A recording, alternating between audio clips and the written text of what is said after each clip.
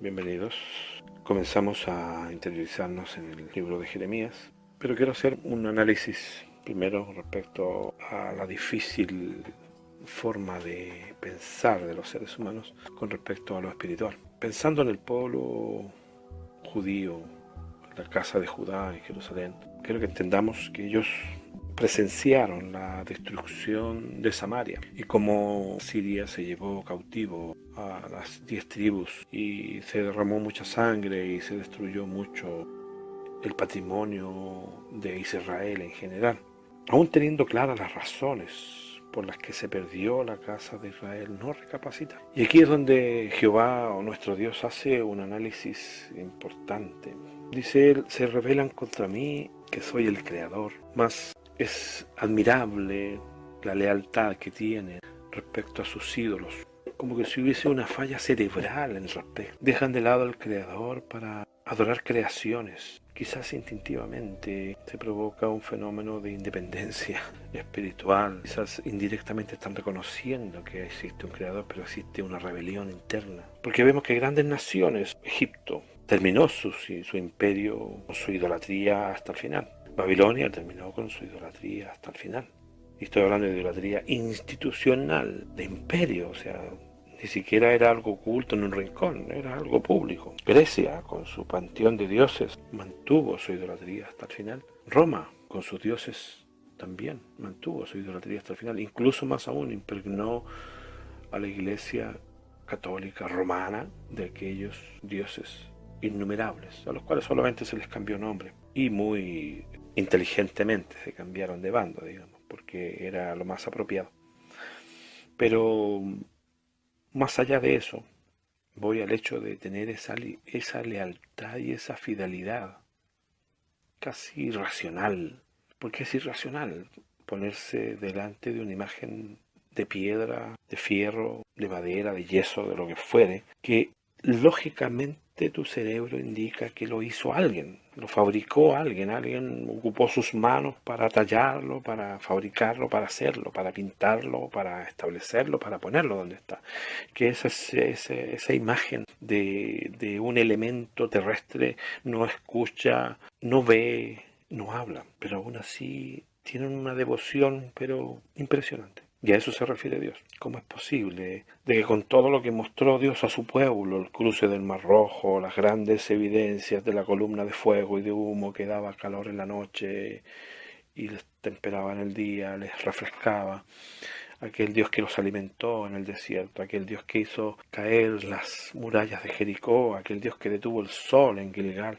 ¿Cómo podían olvidarse de las evidencias? ¿Cómo poder más encima olvidarse de un Dios particular prácticamente? Porque era el Dios de Israel, no el Dios de cualquier imperio, el Dios de Israel. Es como decir mi Dios. ¿Cómo me puedo olvidar de mi Dios? Entonces es penoso. Los seres humanos normalmente somos absolutamente reaccionarios en cuanto a nuestra forma de ser. Esperamos las desgracias para poder reaccionar a veces espiritualmente, a pesar de aún así el que es rebelde es rebelde, porque si existe una gran desgracia como un terremoto, o como una inundación, o como un maremoto, finalmente no va a faltar aquel que más encima va a culpar a Dios. No hay un autoanálisis personal, ni un análisis de la sociedad misma, donde todo es corrupción, donde todo es decadencia, donde todo es solamente un hervidero de demonios. Aquí nace una frase con respecto a lo que Jeremías le dice a la casa de Judá.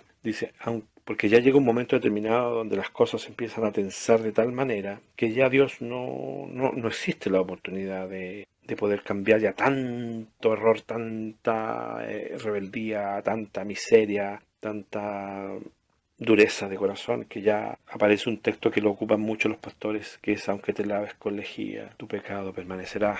Refiriéndose, los pastores lo ocupan para que la gente se sienta un poco inalcanzable o lejana a la salvación y pueda comprar por medio de los diezmos y ciertas actitudes materiales la permanencia en la iglesia. Se entiende de que la banca puede salvarlo y el pastorcito también. Pero acá no se refiere a eso, se refiere que ya habían rebalsado el tiempo.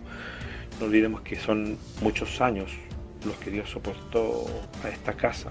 No son 10, no son 20, no son 100, no son 200, son muchos años, soportando que Él fuese el protector mientras ellos adoraban a otro Dios que no era el protector, sino que Él veía la deslealtad, el hecho de no ser reconocido. Son realmente esta gentes insaciables, idólatras. Israel edificó lugares altos. Estamos hablando ahora de la casa de Israel, la razón por la cual se perdió. Fornicó con cuánta nación pudo corromperse. Se les dio la oportunidad por medio de Elías. Elías fue uno de los grandes profetas de esa época. Tuvimos el espectáculo frente a los profetas de Baal, pero aún así no se arrepintieron. Todo esto fue presenciado por Judá, fue presenciado por Jerusalén, pero la condenación del abandono de la tierra de Judá. Judá cayó en la idolatría, en adulterios y otras perversiones. Eran muy buenos dados para la fiesta, tragos y lascivia de diversos tipos, por lo que se aproxima a la guerra y al sitiamiento contra Jerusalén. O sea, las señales empezaron a ser evidentes. Todos serían castigados, porque todos se olvidaron de su Creador, a pesar de que más encima los guías y la misma gente tenían una culpa. En esta época es lo mismo. La gente no busca profetas o predicadores que le bajen el ánimo, como dicen ellos, que los deprima, que sea apocalíptico, que sea calamitoso. No seas negativo, por favor, ya, dame palabras de aliento. En esa época es lo mismo. El pobre profeta se paraba a la entrada de Jerusalén a decir la verdad. Viene la destrucción, viene la mano de Dios, vienen los momentos difíciles. Pero ellos recurrían a los profetas que podían decirles cosas halagüeñas, cosas agradables al oído, que decían, no va a pasar nada, así que todo va a seguir igual, todo como dicen ahora, todo, ¿no? Si esto está parejito, injusto, malo, corrupto, sucio, contaminado, pero parejito, va a seguir igual. En esa época también habían profetas de la misma naturaleza. Por medio de Jeremías se les dio la oportunidad de enmendar, pero no escucharon.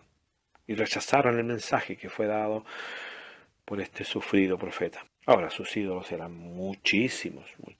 Ahí tenemos a Baal, tenemos a Sera, tenemos a Moloch y muchos otros más. Ahora bien, su hipocresía les hacía preguntarse cuando llegó el momento en que empezaron a asediar y a apretar los babilónicos a las afueras de Jerusalén, ¿por qué Dios habría de castigarlos? Una y otra vez se les dio la oportunidad, pero no lo aceptaron. Los judíos también fueron contaminados con la adoración de uno de los ídolos más abominables. Si bien es cierto, Dios aborrecía a Moloch, aborrecía a Quemos, no como personas, sino que la adoración en sí.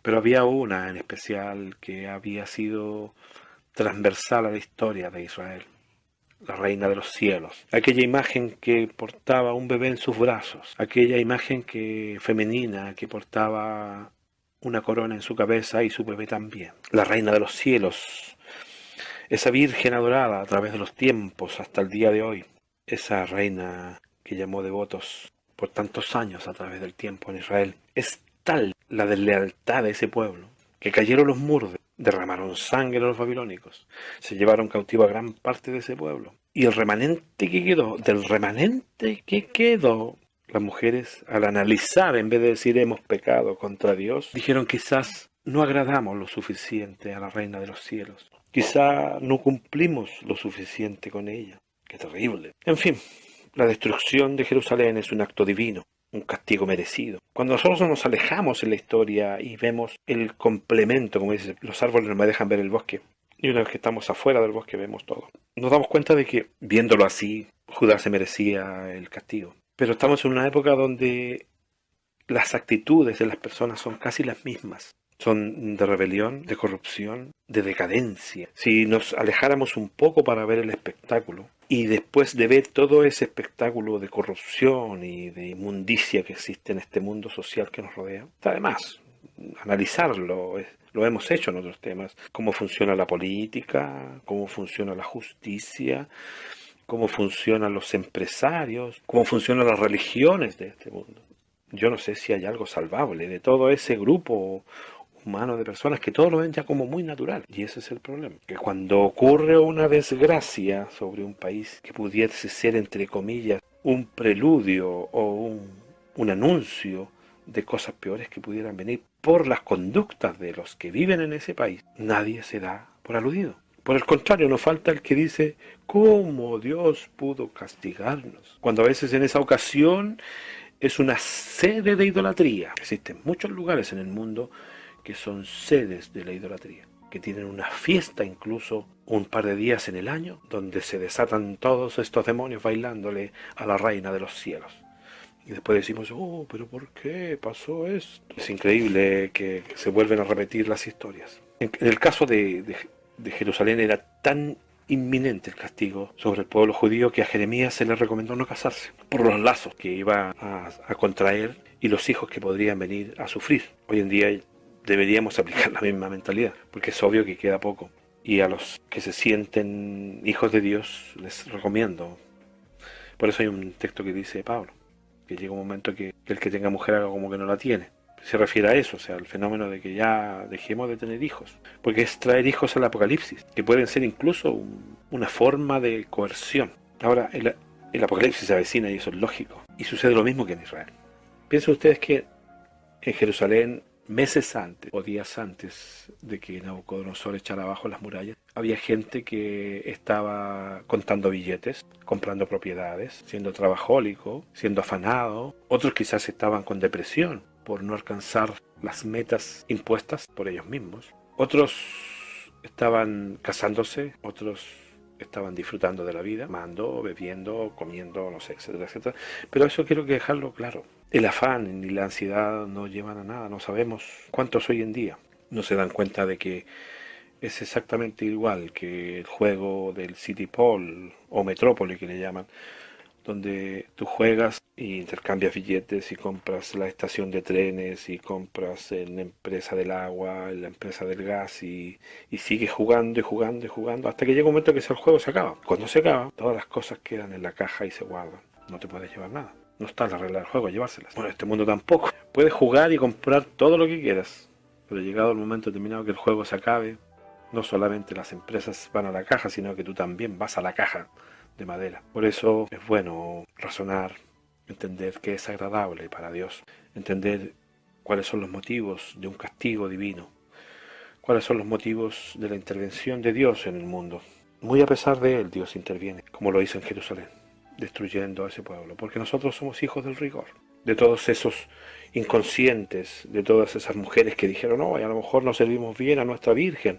Bueno, de todos esos inconscientes había alguien que sí le sirvió el dolor, que sí le sirvió la angustia, que sí le sirvió el haber sido zarandeados, como el caso después de Nehemías, como el caso de Esdras, y así muchos otros, que sintieron el golpe y enmendaron su rumbo y se acercaron a nuestro Dios para adorarle como corresponde, con respeto, con observancia, con amor. Yo espero que estos breves estudios de Jeremías, de su frustración ante un pueblo tan duro, nos sirvan para entender la dureza que existe hoy día también. Espero que Dios les bendiga y nos vemos en la próxima ocasión.